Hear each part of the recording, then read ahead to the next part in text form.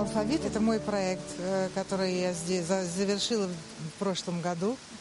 И работала над ним довольно много, несколько лет. И я создала некий конструктор, который состоит из 64 знаков, как абхазский алфавит, который построен по лекалам золотого сечения. Вот. И складывая эти знаки, ты получаешь новые символы и новые смыслы, как бы. И вот мой алфавит удивительным образом лег на эту абхазскую землю в виде этих символов, о которых писал Баграт Шинкуба.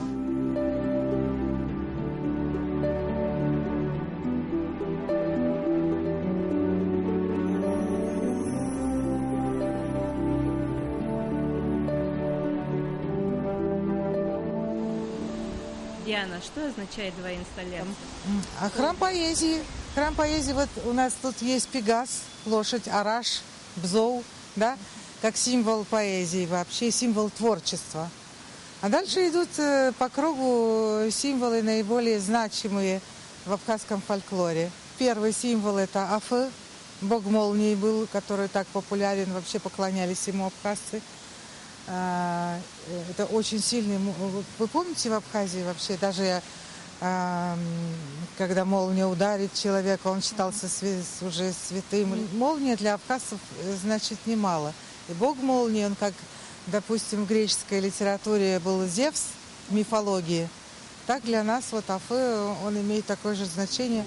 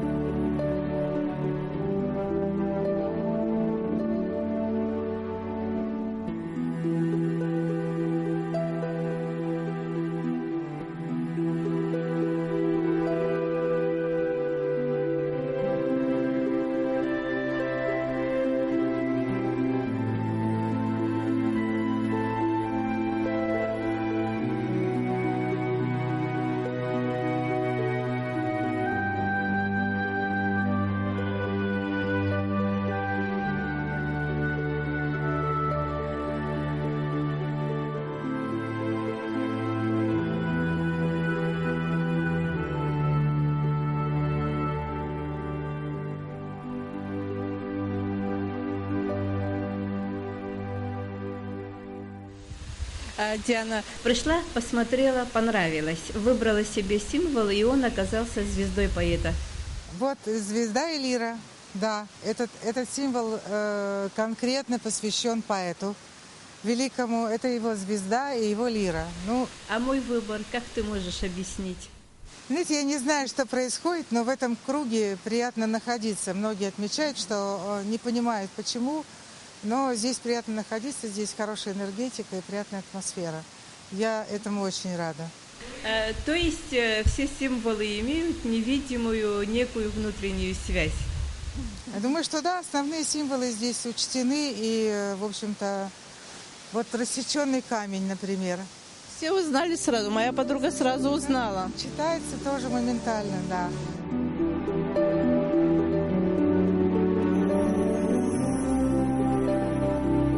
Послание, он сделан в виде свитка, это может быть свиток бумажный, вот. Это послание из поколения в поколение, да, которое передавалось, это неписанный закон Апсвара.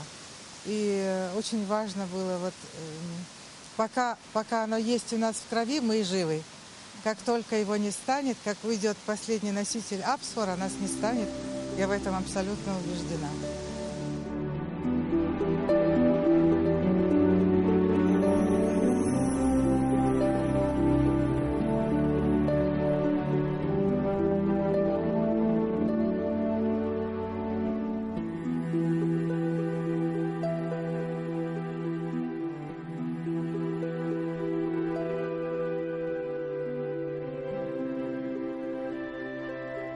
Или цветок, который символизирует возрождение, постоянное обновление природы. А ведь мы тоже часть этой природы, мы любим родную землю. И как каждый раз у нас даже вот месяца, да, как это Лацарамза, допустим, сейчас, да?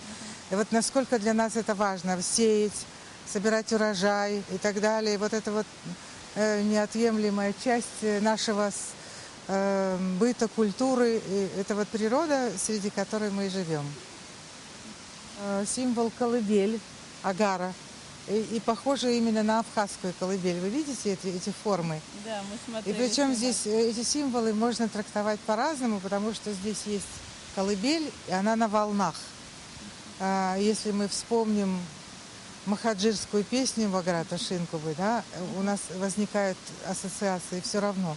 Хотя колыбель, она символ возрождения, новой жизни, да, но и в то же время есть волны, которые нам не дают забыть о нашем прошлом. Вот такой двойной получился символ.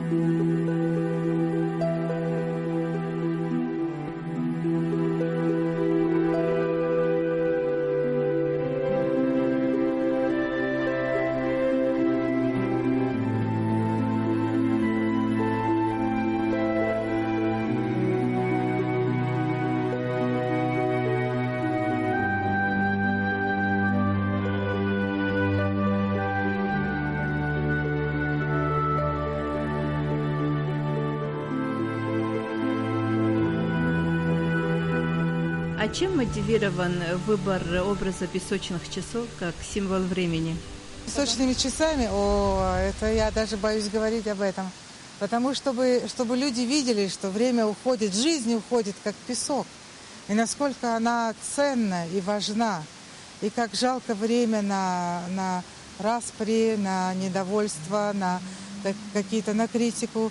Пора сменить мечи на орала, как говорят. Пора уже научиться жизнестроительству, что ли. Пора перестать оплакивать, пора жить. Вот это об этом речь, о быстротечности времени. Просто мне недавно было 30-20, а сейчас уже, я даже боюсь сказать, сколько. Я не заметила, как это время пробежало. Но вы все лучше и лучше становитесь. Спасибо большое за комплимент. И тут и день, и ночь как сменяют друг друга. Нам кажется, что время не идет, потому что всегда утром восходит солнце, наступает вечером ночь и так далее. Но это настолько все быстро происходит, что мы даже не замечаем, как жизнь уходит. И чтобы мы научились ценить жизнь, а время для абхазцев очень важно. Вы помните? И я думаю, что пора перестать жить прошлым. Нужно все-таки ввести какое-то еще будущее время в абхазский язык. Вот. Настоящее и будущее. Потому что у нас только одно настоящее и два только будущих. По-моему, 7 прошедших времен в абхазском языке. Нет? Много, да. Да. Вот, и об этом. И вот то время, которое здесь вот сейчас происходит, как будто бы стагнация какая-то, будто оно остановилось. Самое ужасное, то, что я заметила, что нам стало нравиться это состояние, что мы не хотим перемен сами, но так долго продолжаться не может, потому что все вокруг меняется, и все подвержено изменению. Поэтому мы должны меняться и меняться в лучшую сторону. Я так думаю. Абхаз говорит: мне не жаль будущего. К настоящему я равнодушен, но мне бесконечно жаль Прошлое, да. Но прошлое, оно ушло, а будущее еще не пришло. Мне кажется, надо жить настоящим. Сегодня вот это то реальное, что можно пощупать вот сегодня. Да, это наверное, да. Очень грустно. Все-таки нам немножко надо, может быть, изменить свой менталитет и все-таки смотреть в будущее, а не в прошлое. Ну, не теряя прошлого, смотреть в будущее. Хороший художник, я без ложной скромности, он чувствует время, а остальные люди, и вообще все люди живут, они в своем каком-то временном континууме.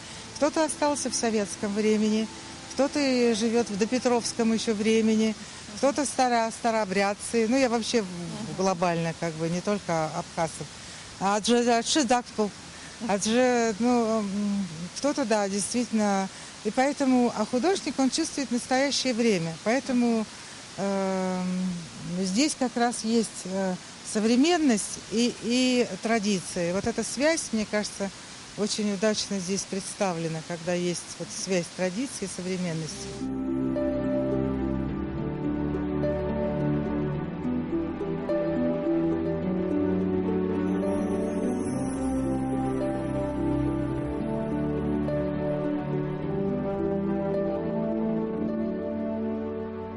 Надочажная цепь, она играла очень важную роль, вы знаете, да? Вот, и самое главное, очаг и надочажный камень. И круг этот символизирует солнце и очаг. Вот надочажный камень, а здесь у нас, если вы помните, в день открытия горели свечи, которые имитировали огонь, очаг сам. Вот, и очень удачно совпало, что снаружи вода, а внутри огонь. Это просто удивительно. Надочажная цепь, вот, очень важный был элемент, и не просто элемент, а символ у абхазов. Да, без него просто не было бы и очага, ничего невозможно было бы приготовить, и вокруг бы не собирались семьи, люди и так далее. То есть это очень основной элемент, и поэтому вот он здесь присутствует. А как шло постижение этих символов? У меня просто это в крови. Мне ничего искать не надо. Оно само складывается. Оно во мне есть, и все.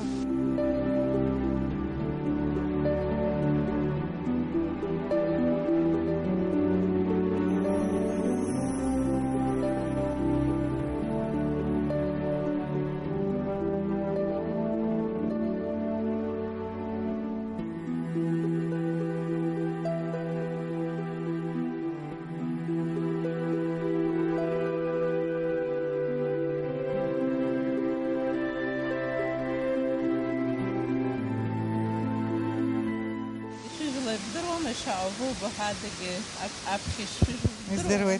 Конечно, я знаю эту историю. Самое интересное, что общица, они, оказывается, выращивали розовые сады. Они славились тем, что у них...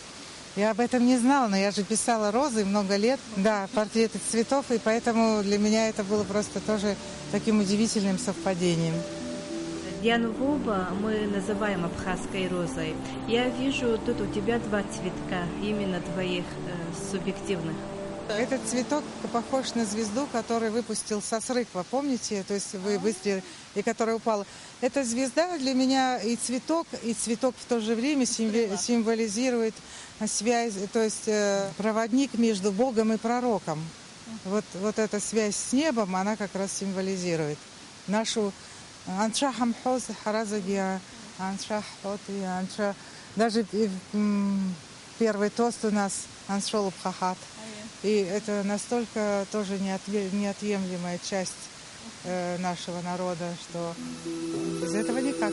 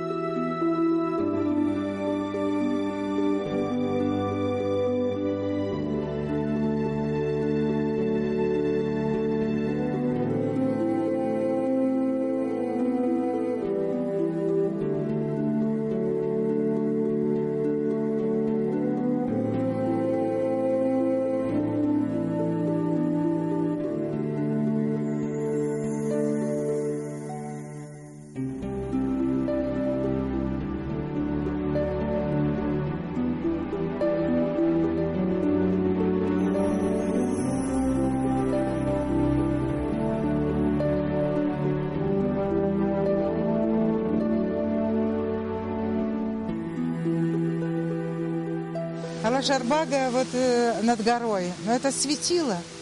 Это символ просвещения, который указывает нам путь.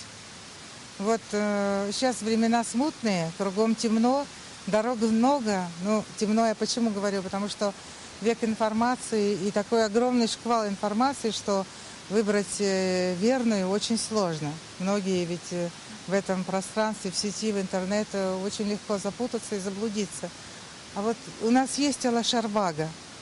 Есть это наша совесть внутренняя, да, как и наш, как это сказать, и то же самое наши абсуры, я не знаю, какой-то компас, да. Вот об этом надо помнить, это и есть наш свет, который указывает нам верный путь, потому что путей очень много и заблудиться очень легко.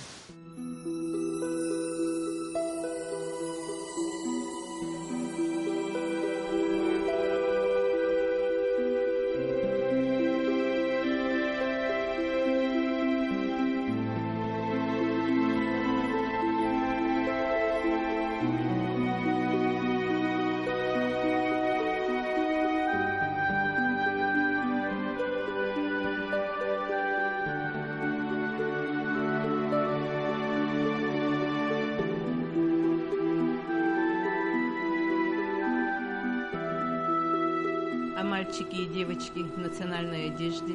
Мальчики и девочки здесь символизируют хоровод. Это танец свадебный, танец, да. И тоже танец солнца и поклонение солнцу. Как бы вот эти люди молодые.